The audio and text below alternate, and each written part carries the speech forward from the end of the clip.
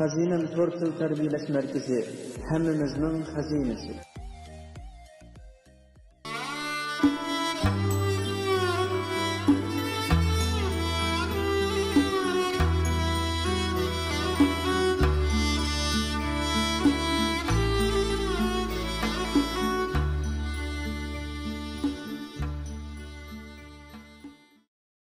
Mevcutluk teşnalığı. Angliyada görgen anlığanlarım. Abdori Abduqadir Jalaleddin. Avazda Zekiye Abdusattar. Yer şarida biz mi bar?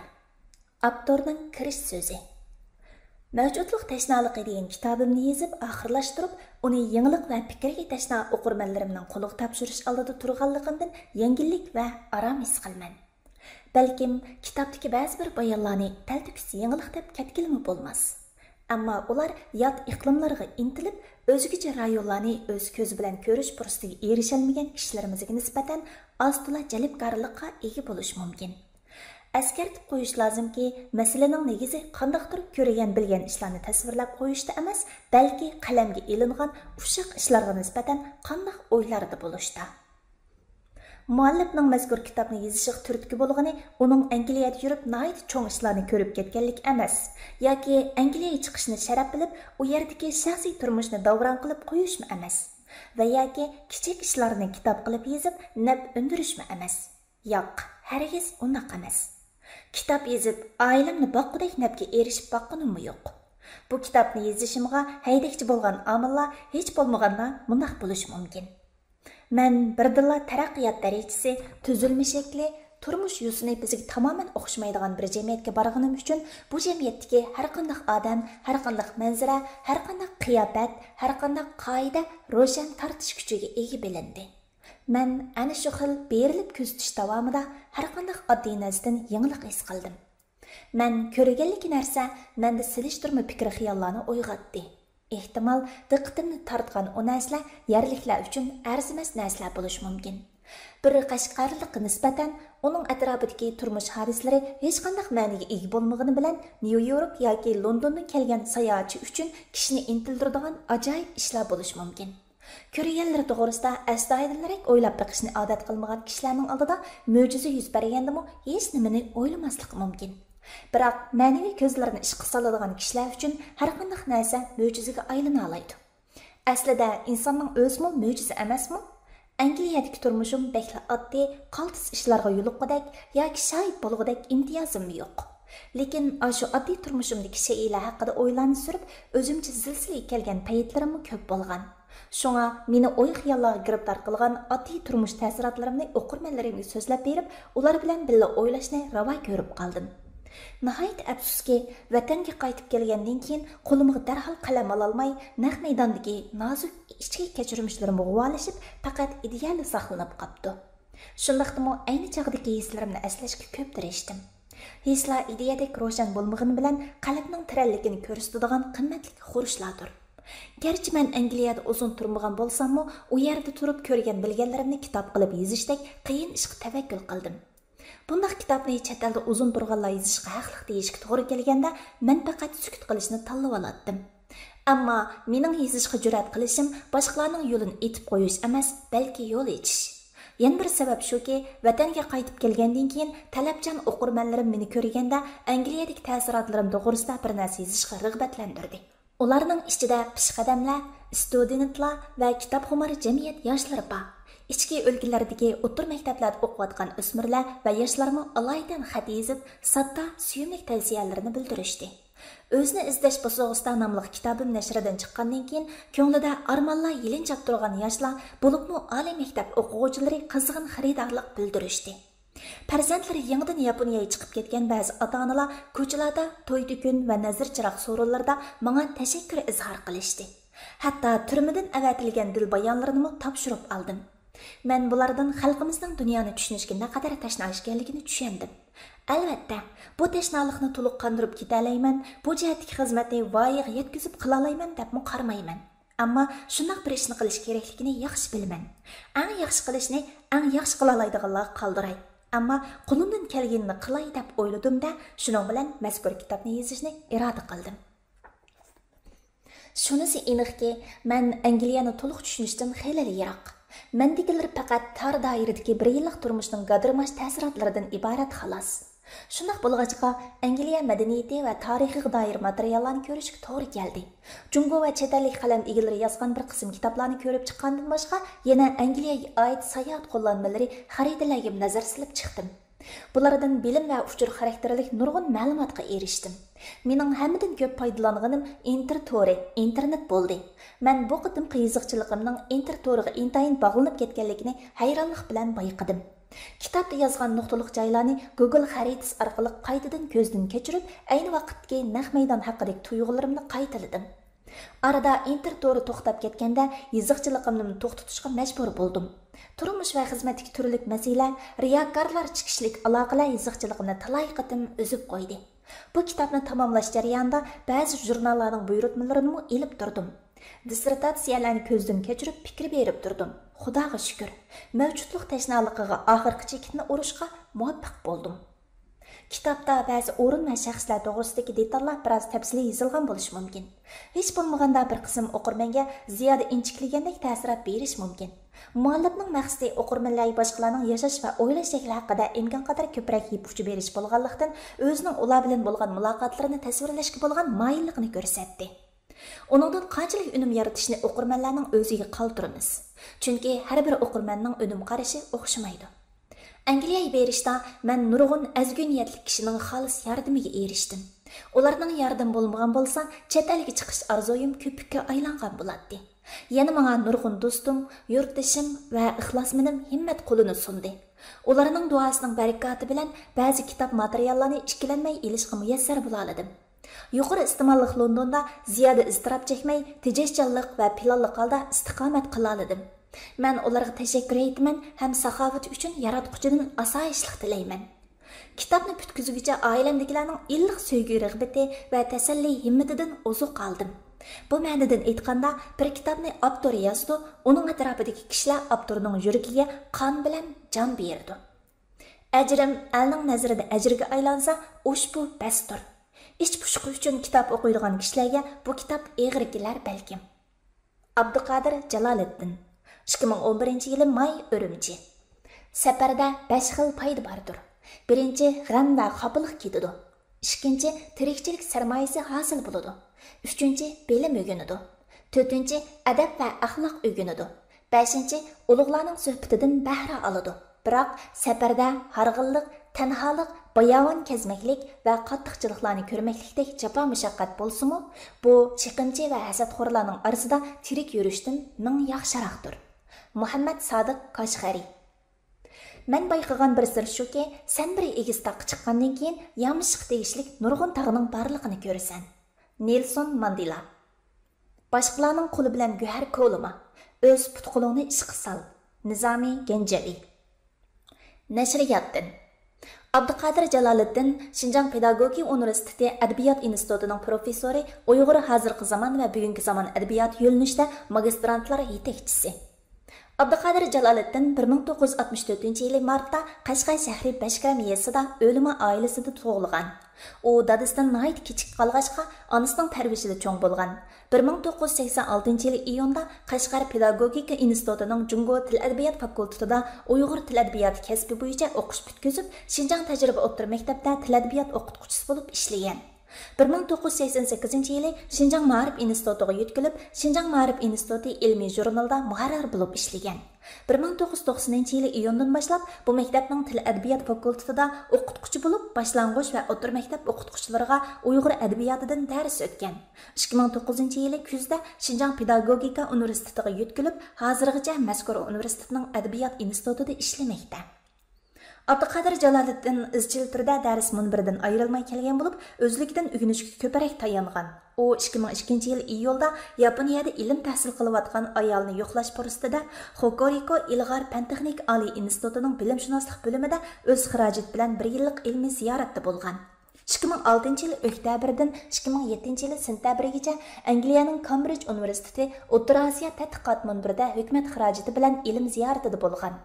U bu ikki qatimliq ilm ziyoratida ega bo'lgan ta'sirotlarini madaniyatshunoslik va jamiyatshunoslik nuqtasidan silishtirib, maxsus asarlarni yozgan. Abduqadir Jaloliddin şiir, maqala, tarjima va darslik qatorliq turlardan tashkil topgan 20 parchadan ortiq kitobning avtori va tarjimoni. Bu kitoblar tema jihatdan siyosiy, falsafa, estetika, adabiyot, madaniyat, ma'rif, folklor qatorliq sohalarga yetildi. Uning asosli ilmiy emgaklari tuandikicha: she'rlar, sharob tumuri, ko'ygan dengiz, qishdagi xaman, maqolalar to'plami, aql mevasi va shayton, Abduqadir Jaloliddin maqolalari, insoniy sifat manzili, yuzimiz, o'zimiz va ko'zimiz, sayohatnomalar, o'zni izlash bosug'isida mavjudlik tashnoligi, tarjimalar, Aflatun paranglari, Sokratning oxirgi kunlari, Zoroastr shundoq deydi: hukmdorlar dasturi, g'arbning tafakkuri, qizil xat, fazilat gulistoni, hayvonlar qo'ruqi, g'oyiviy davlat, o'lim razil emas. Tuzgan kitoblar: til adabiyot, yiziqchilik, til adabiyot o'qituvchilarning o'qitish qo'llanmasi, adabiyot san'at nazariyasidan asoslar, Qashqardagi Abduqadir Jaloliddinning bir qism ijodiy asarlari va tarjima asarlari boshlang'ich va o'rta maktablarning Uyg'ur til adabiyot darsliklariga kirgizilgan, bir qism she'rlari xanzuchuq tarjim qilingan, yana bir qism she'rlari O'zbekiston va Qozog'iston matbuotlarida e'lon qilingan.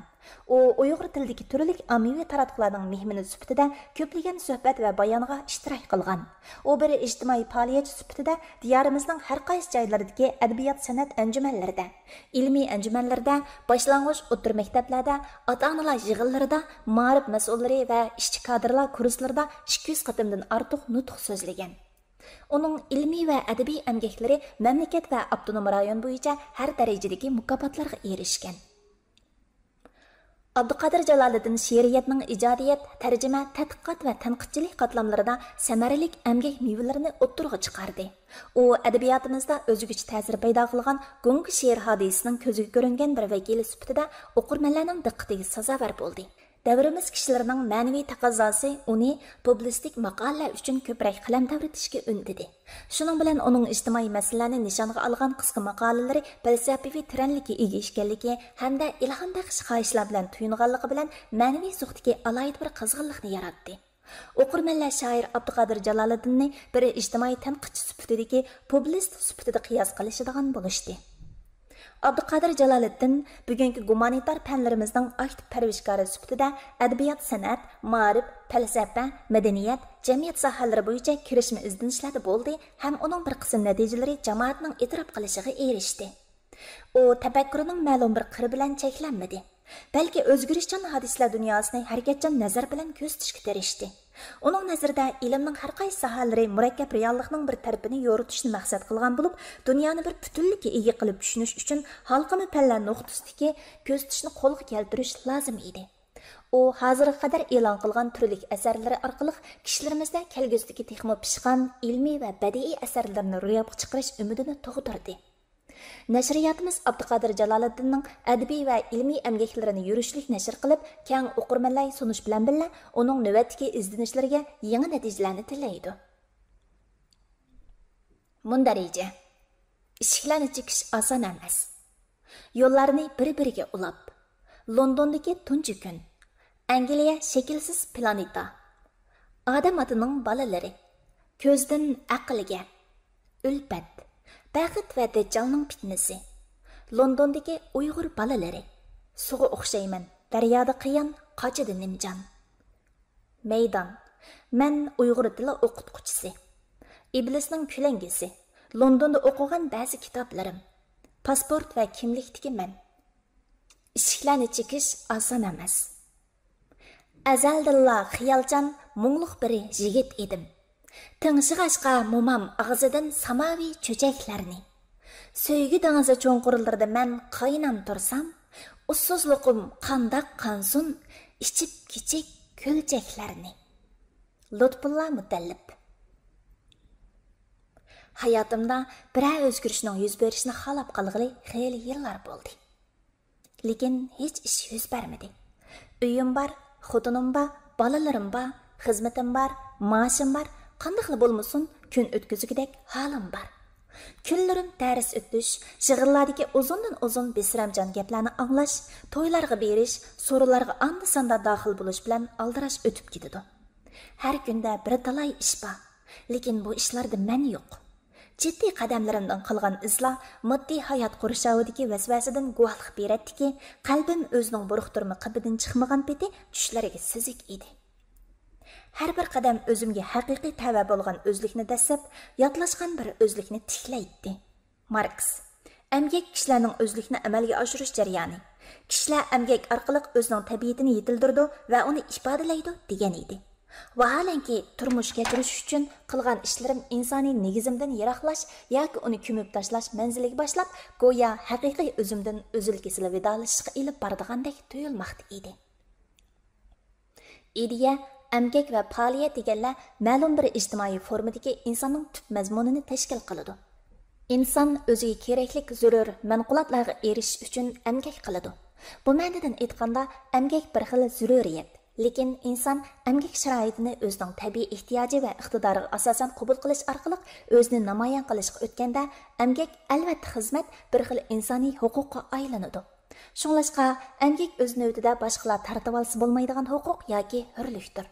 İnsan emgak qiladigan zaruriyatdan ayirib etilib, tayyor ne'matlardan bahramand qilinadigan e'tibor bandisiga aylantirib qo'yilganda, uning insoniy izzati kamsitilishining zay zindonlariga mahkum bo'lgan bo'ladi-da, uningdagi ideya jigilab qoladi.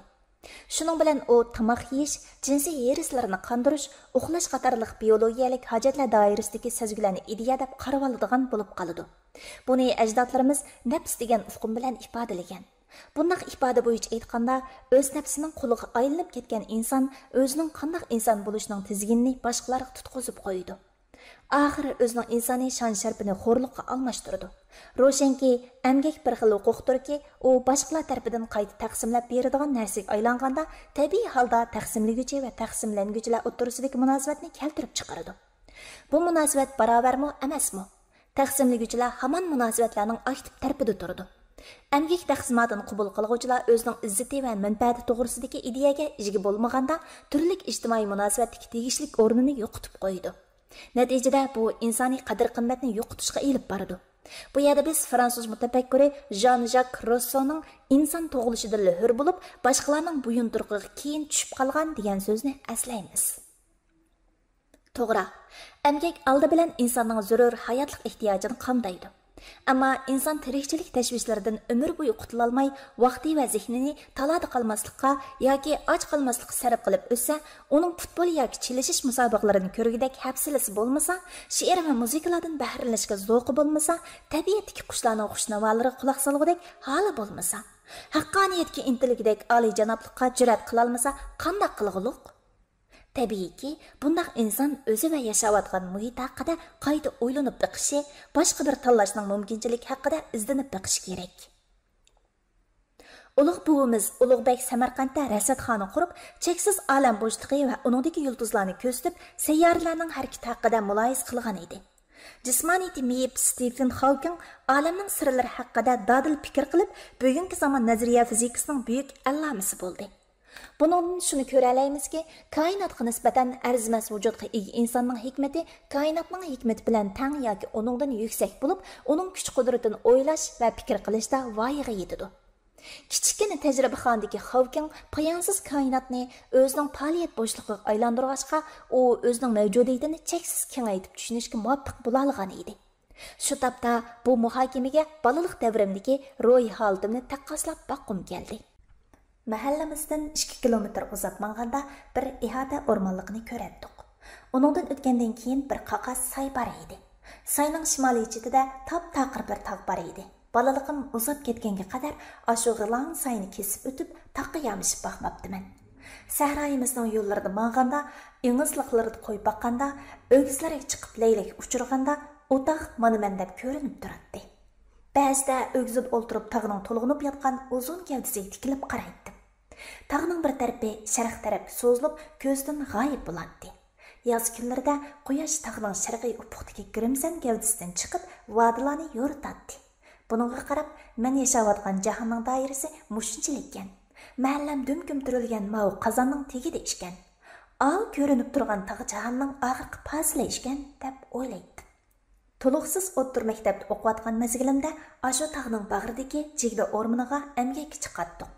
Bir qatim balalikda bo'ladigan talvalikimiz tutqanmi qandaq 10 nechimiz yanchuqimizni jigdilar bilan to'ldirib, qo'llarimizga uzun tayoqni ilib, ko'z oldimizdagi Tag'ir tog'ining keyniga o'tib boqmoqchi bo'lib atlandik. 1-2 soat mang'andimiz necha jirodan o'tdik, necha cho'qqiga yamashdik. Xuddi tog'dan tog' tug'ilayotgandek cho'qqilar ko'paymoqda va bargan sari egizlab bormoqda edi. Yurtdan yiroqlashgan sari noma'lum tabiatning qo'yni bizni dakki-dukkiga silishga boshladi. Noma'lum bir andisha va bara-bara sizilayotgan harg'inlik irodamizni sundirishga boshladi.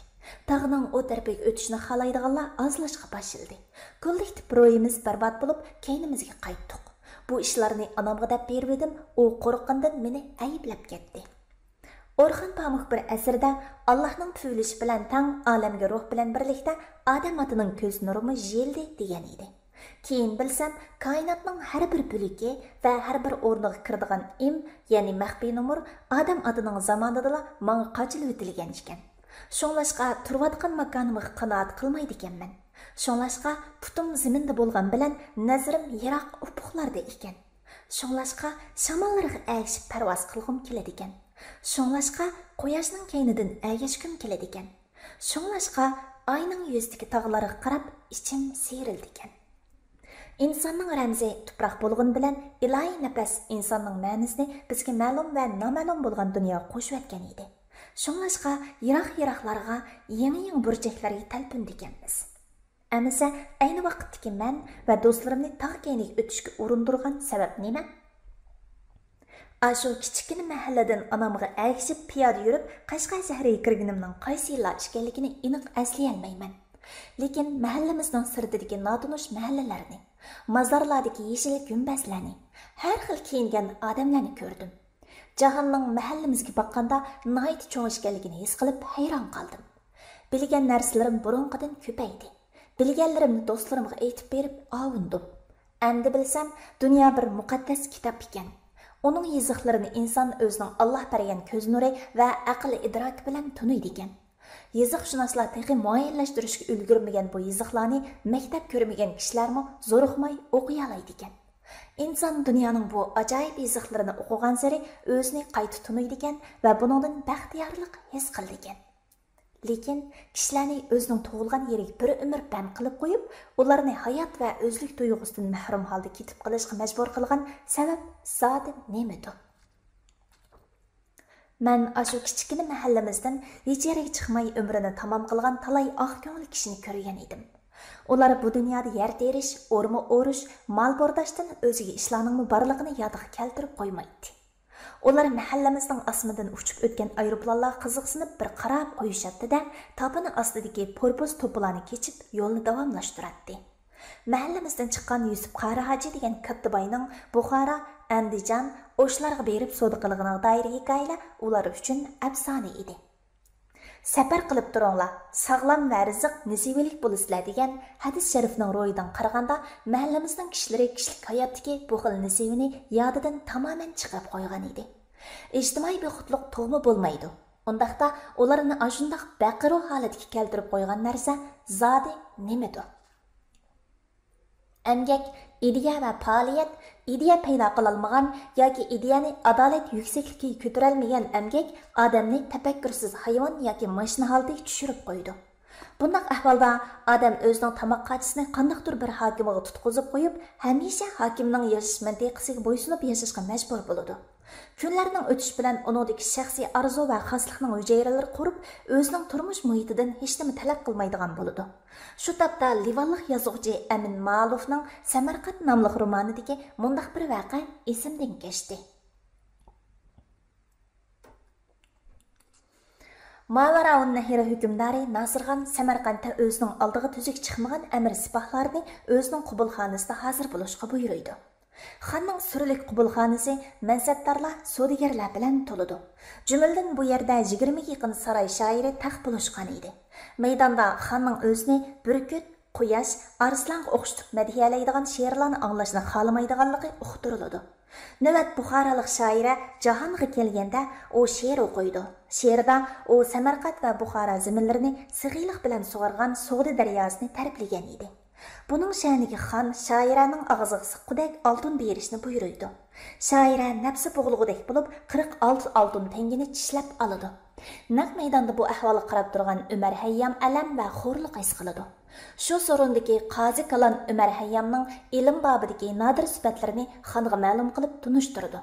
Xon ko'ngli xushpaytlarda aytadigan odat so'zi bo'yicha og'zi oltin bilan to'ldirilsin deb buyurganda haqorat his qilgan Umar Hayyam ro'z tutib olgan edi deb uzr bildirdi. Atrofdagilar Umar Hayyamning bunday qap yurakligidan aloqzodi bo'lishib ketdi. Umar Hayyamning bahonasiga ancha qoyil bo'lib ketmagan xon iltifotimni rad qilishingning boshqa sababimi bormi deb so'raydi. Umar Hayyam buningga javoban tandiki ruboiyni o'qiydi.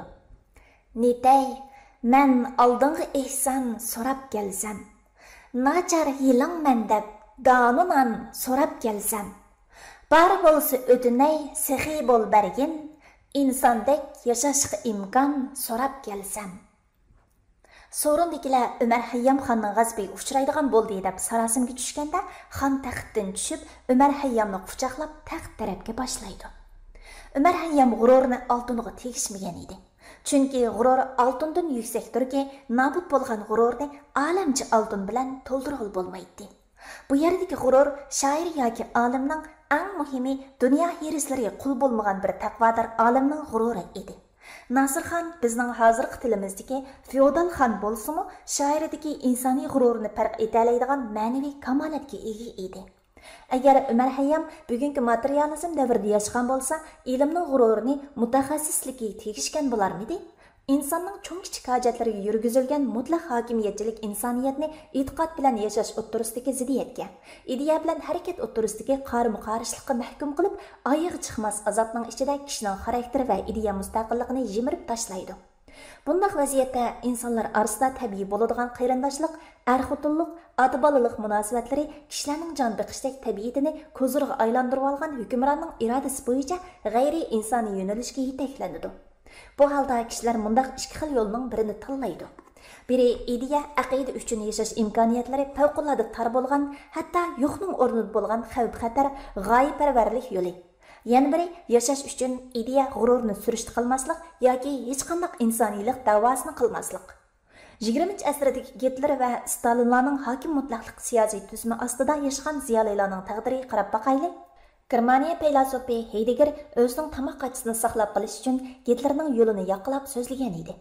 Stalin tarafidan olinib Italiyadan davlatiga kelgan katta yozuvchi Maxim Gorki o'zining tamoq qachisidan tortib xususiy erkinlikka qadar hamma narsani Stalinning kontroliga topshirib, bo'layotgan davlat terrorizmga sukut qilganicha hasrat bilan o'lib ketdi. Uning vijdon babidagi o'tkirligimi xarob bo'ladi. Natsistlar Germaniyasidan o'zini qochirib, chet ellarda sargardon bo'lgan ziyolilar qancha? Stalinning mustabidligidan o'zini qochirib, yot ellarda yashashga majbur bo'lgan ziyolilar qancha? Thomas Mann, Solzhenitsin, Brodsky, Trotsky, Milan Kundera mana bularning hammasi o'z davridagi insoniylikqa qarshi jamiyatga murassa qilishni xohlamay, chet ellardagi mushkul sarsonlikni tanlab olishgan edi. Amerikada musofir bo'lib turayotgan Chiang Kai-shekmi yangi qurilgan davlatiga qaytib kelib, ilm-fan tuhfasini ona vataniga taqdim qilgan. O'xshamagan etnik qavmlar, o'xshamagan til va madaniyatlar, o'xshamagan ideya va maslaklar, o'xshamagan siyosiy va iqtisodiy guruhlar o'zaro uchrashib, aqliy sovuqqonlik tusida raqobatlashayotgan, uchur va yangiliklar taraf-tarafda yamirab turayotgan favqulodda bir davrning odami bo'lish sukutim bilan kishilik izzatim va e'tiqodim uchun to'yg'un holatda yashashim kerakligini har daqiqa his qilib turman. O'zimni mukammallashtirish, jamiyatdagi o'rnimni boshqalar bilan barobarlashtirish uchun har zamon fursat izlashim kerak edi. Fursat kutib turishning emas, urinib turishning natijasi. Fursat har bir odamning o'z muhiti va o'z zamoniga yarasha aktiv faoliyat qilishdan tug'iladi. U birovdan birovga beriladigan narsa emas, balki fan bilan ilinadigan narsa. Shunga fursat ba'zida siyosiy ma'niga, ba'zida iqtisodiy ma'niga ega. Fursat shaxs bilan davlat o'rtasidagi qonuniy ahdining muayyan zamon va makondagi konkret ijro bo'lishidir.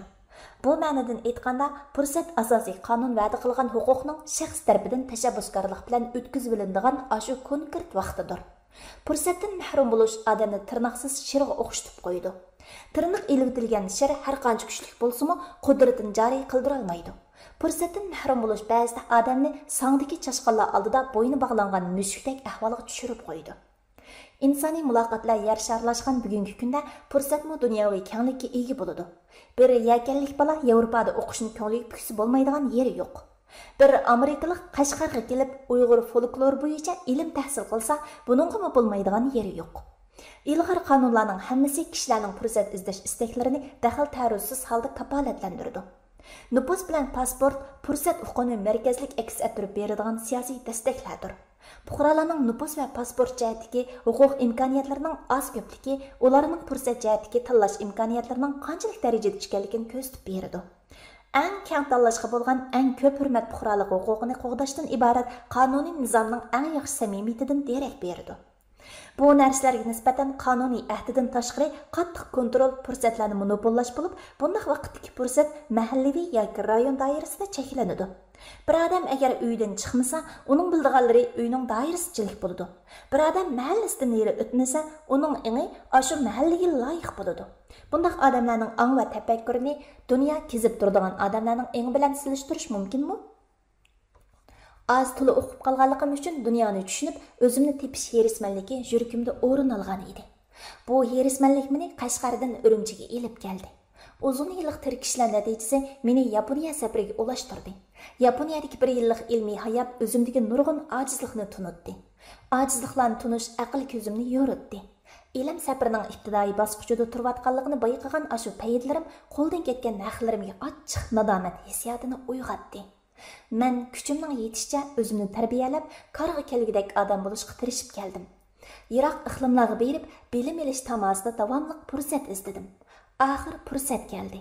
2006-yili kuzda Xinjiang Uyg'ur Avtonom rayonlik ma'rif nazoratidan hukumat xarajat bilan ilmiy ziyoratga chiqish turiga qarata yo'llagan iltimosim tasdiqlandi.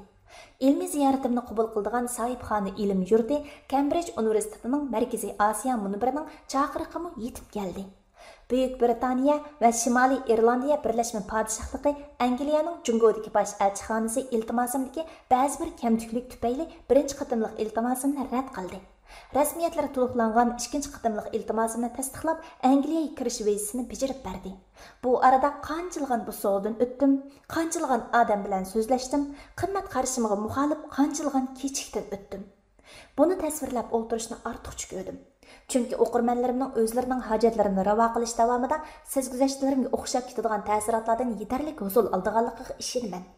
O'qirmanlarimning kechirmishlari ularni cho'qim mening bo'suqlar haqidagi o'y-xiyollarimga boshlab kiralaydi. Muhitimda bara o'zgarishning yuz berishini xohlab qoldim, lekin undoq bo'lmadi. Endi hech bo'lmaganda o'zimni o'zgartib beqishim, buning uchun jahonni ko'zlaydigan nuqtamni almashtirib beqishim kerak edi. Kitoblardagi bilimlar meni zaiflashtirayotgandek tuyuldi. Televizor, gazet qatorliq ommaviy taratqular ko'zlarimni to'rlashtirib qo'ydi. Go'yo bilimlarim dunyoni to'sib, nazarimda quyayotgandek umidsiz kayfiyatga petib qoldim. Ruhimni o'lik qoidalarning kipiniga o'rab yashayverdim. Bosh ko'tarmay kitob o'qiyotgan Jaloliddin Rumiyni ko'rgan Shamsiddin Tabriziy "Bo'ldi, o'qiyveramsan" deb to'g'ligan ekan.